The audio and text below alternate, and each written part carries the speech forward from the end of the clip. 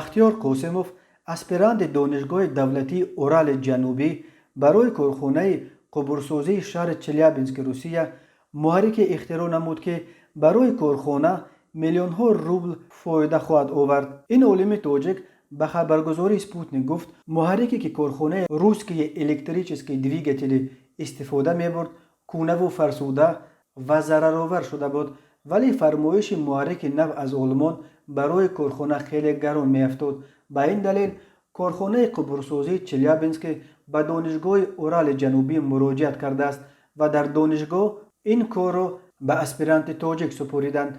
بختیار قاسموف و همکارانش برای کارخانه روسکی الکتریچسکی دویگتلی محرک پیلگیری ساختند که به گفته عالم جوان تاجیک در جهان نظیر ندارد و خراجاتش خیلی کمتر بوده.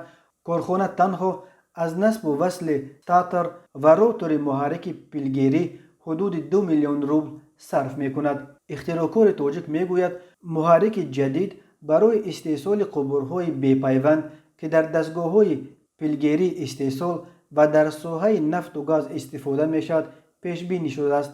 بختیار قاسموف سال 1992 در شهر نورک ولایت ختلان تولد شده.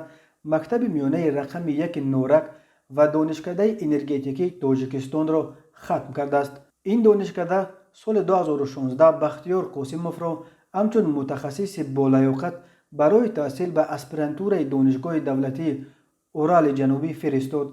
بختیار قاسموف برنده جایزه بین المللی موج طلایی بوده. سال 2018 در مسکو غالب جایزه آزمون ششم بین المللی انرژتیکی خرد و دستاوردهای بزرگ شده بود.